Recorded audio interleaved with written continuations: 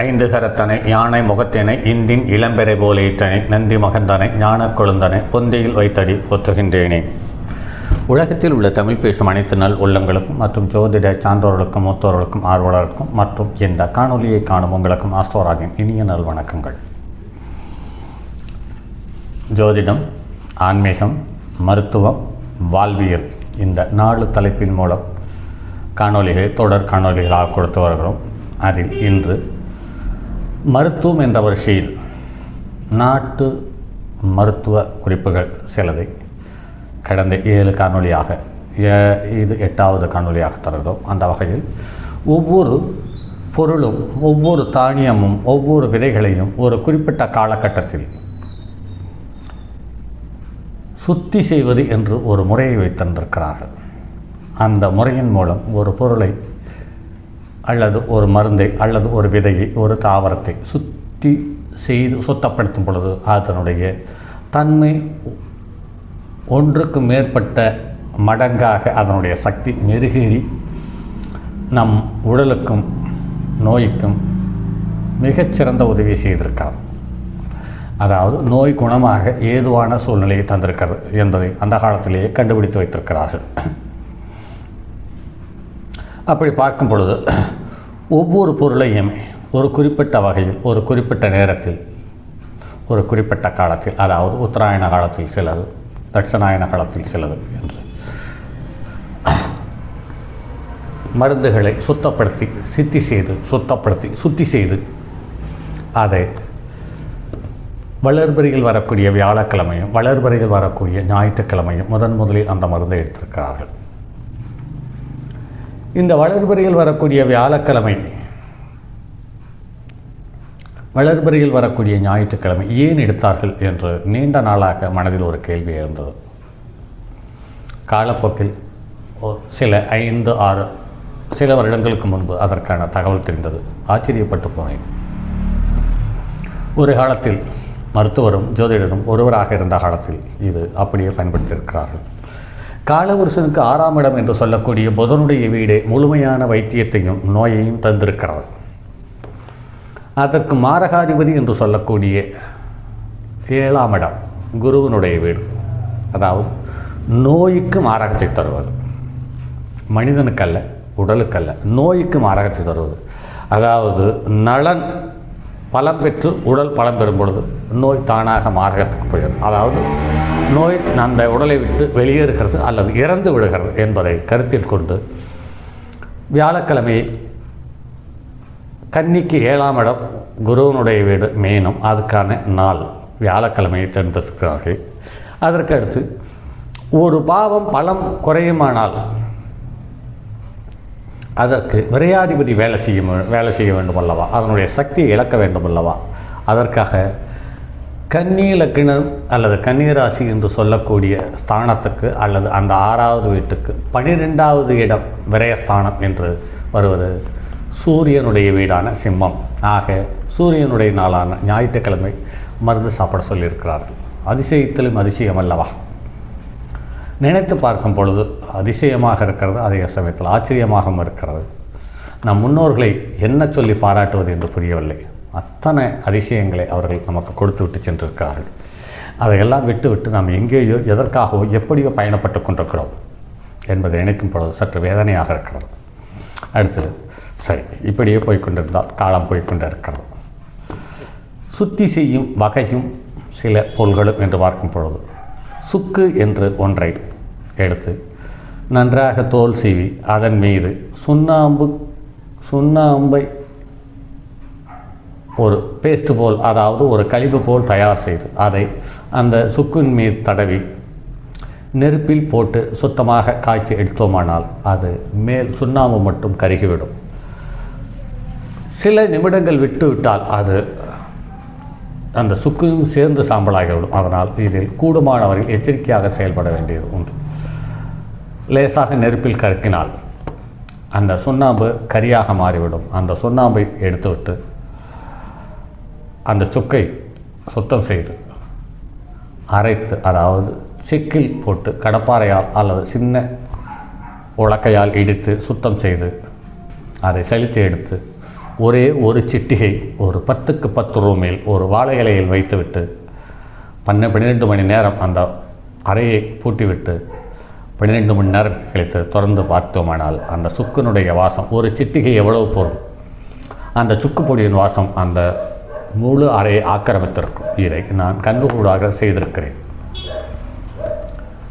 அப்படி சுக்கை உங்களால் சுத்திப்படுத்தி உங்களால் சாப்பிட முடியுமானால் அதற்கு நிகரான ஒரு அற்புதமான மருந்து வயிற்று சம்பந்தப்பட்டது, குடல் சம்பந்தப்பட்டது, அஜீரணம் சம்பந்தப்பட்ட தொந்தரவுகளை சுலபமாக சரி செய்யக்கூடியது. அதாவது 2 சிட்டிகை போதுமானது. ஒரு 100 கிராம் வெந்நீரில் கலந்து இரவு சாப்பிட்டு படுப்போமானால் உங்களுடைய வாழ்க்கையில் இதுவரையில் பார்க்காத ஒரு அமைதியான உடல் உறுப்புகள் வேலை செய்வதை நீங்கள் கண்கூடாக உணர முடியும் அடுத்த நாள் காலையில்.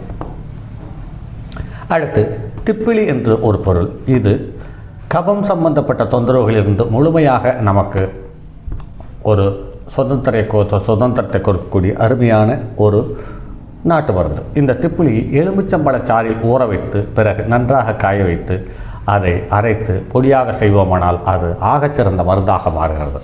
இது சுமார் ஒரு 1/2 கிராம் ஒரு 100 மில்லி பாலில் கொதிக்க வைத்து 1/2 கிராம் அந்த திப்பிலி பொடியை 100 கிராம் பாலில் போட்டு கொதிக்க வைத்து இரவு சாப்பிட்டு படுப்போமானால் இந்த சளி சம்பந்தப்பட்டது அல்லது நுரையீரல் சம்பந்தப்பட்ட நிறைய வியாதிகள் உங்களை விட்டுட்டு வெளியேறுவதை கண்கூடாக பார்க்க முடியும்.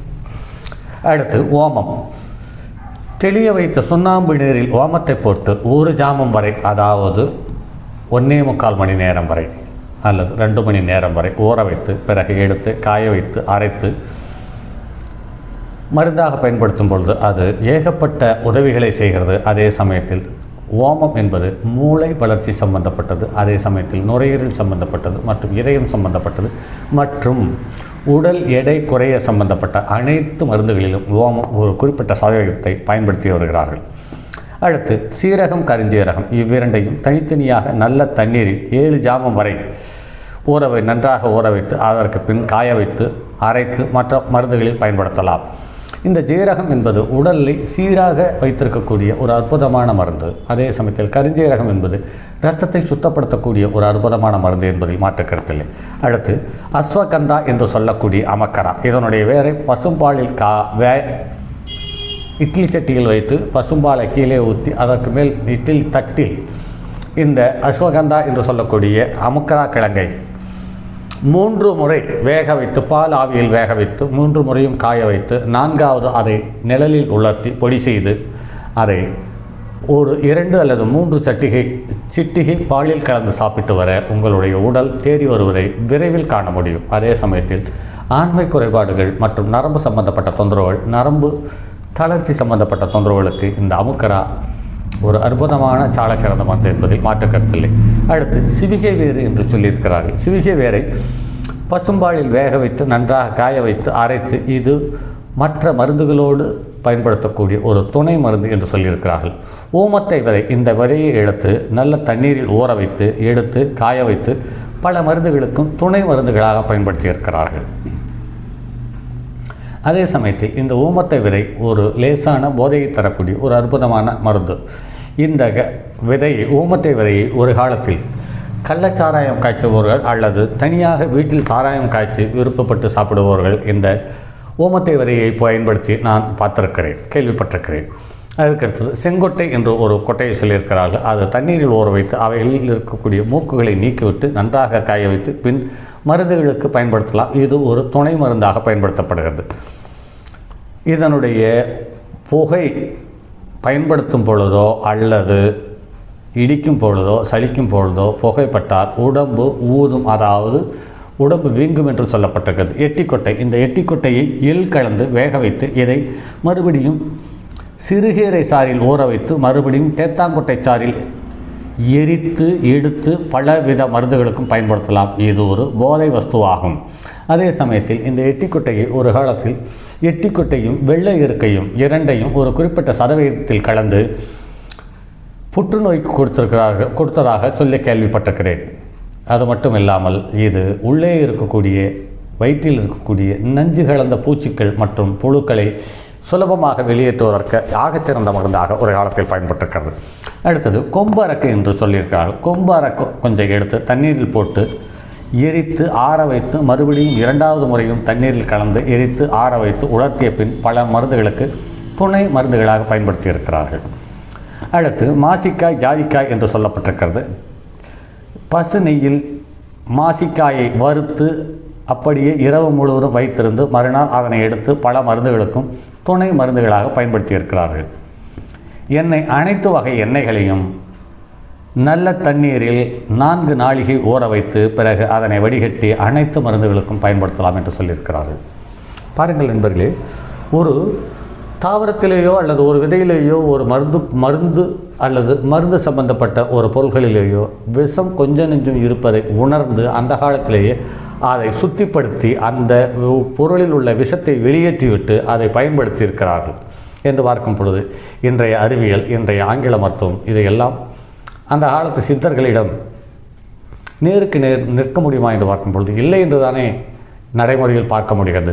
சரி நண்பர்களே, மற்றும் அடுத்தது ஒரு பதிவில் சந்திப்போம். அதுவரை உங்களிடமிருந்து விடைபெறுவது உங்கள் அன்பு நண்பன் எம் ராஜரத்தினம்.